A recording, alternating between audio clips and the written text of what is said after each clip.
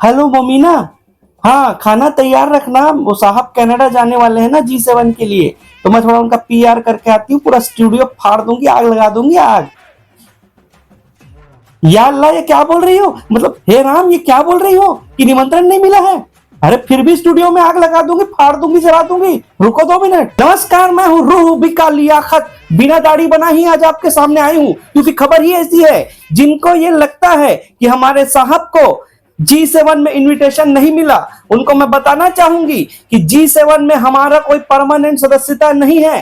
Bharat G7 का कोई permanent सदस्य नहीं है। आप ट्रोल करने वालों, अंधभक्तों, आप क्या कहोगे? आहाहाहा, आहाहाहा। और कनाडा, तुमको बताना चाहती तुम्हारी औकात क्या है रे? तुम पहले पूछते थे क्या हो तुम, अब हम पूछते हैं तू कौन है रे? समझ रही क्या है औकात तुम्हारी हमारे ग्लोबल लीडर के सामने? हमने अपने देश में खुद का विश्व गुरु बनाया हुआ है, पर्सनल ग्लोबल लीडर पाला हुआ है, और तो और कई देवताओं के अवतार है हमारे साहब। अरे अवतार को मारो गोली, अवतार को मारो गोली, खुद परमात्मा है हमारे साहब। हमारे देश को परमात्मा चला रहा है, परमात्मा। तुम्हारी औकात क्या है रे कनाडा? आतंकवादी खालिस्तानी समर्थकों, तुम नहीं बुलाओगे तो क्या हमारे साहब महान नहीं कहलाएंगे? अरे थूकते हैं तुम्हारे समिट में। अरे तुम्हारी औकात क्या है हमारे सामने? ठोकर मारते हैं तुम्हारे G7 को, लात मारते हैं तुम्हारे G7 को हमारे साहब। और क्या समझते हो तुम, हमारे साहब एकदम खाली बैठे हैं? अरे सिंदूर को रगड़ रगड़ के, झंडा को लहरा लहरा के, अपना चेहरा चमका के, चुनावी यात्रा कर करके, रैलियां कर करके उन्हें फुर्सत ही नहीं है तुम्हारी ये टुच्चे से G7 समिट में आने पे। तुम निमंत्रण भी देते ना हमको, तुम अगर निमंत्रण भी देते ना, तुम्हारे निमंत्रण को लात मारते हमारे साहब, लात मारते। समझ रहे हो? औकात में रहो। ठीक बोली ना मैं पापा? एक नंबर शाबाश बेटा। मैं हैरान हूँ जी, इतना अच्छा कैसे चाट लेती हो?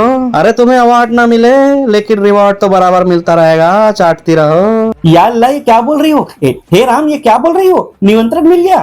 हे भगवान, अब तो कवर करना पड़ेगा।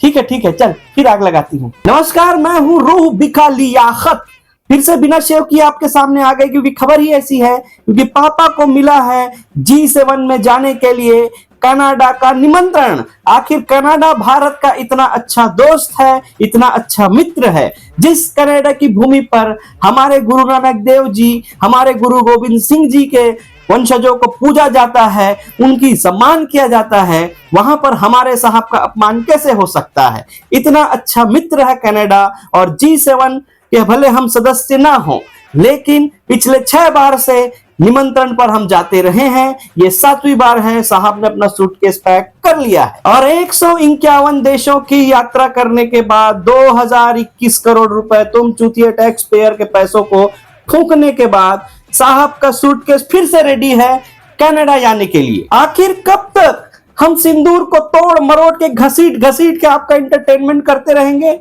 चुनावी रैलियों में आपका एंटरटेनमेंट करते रहेंगे? अब तो बकरीद भी चली गई। मैं खुद वेजिटेरियन खाई हूँ बकरीद में, ऑन रिकॉर्ड, लेकिन ऑफ रिकॉर्ड तपेली में बिरयानी बनाई थी मैं, उसको खाई।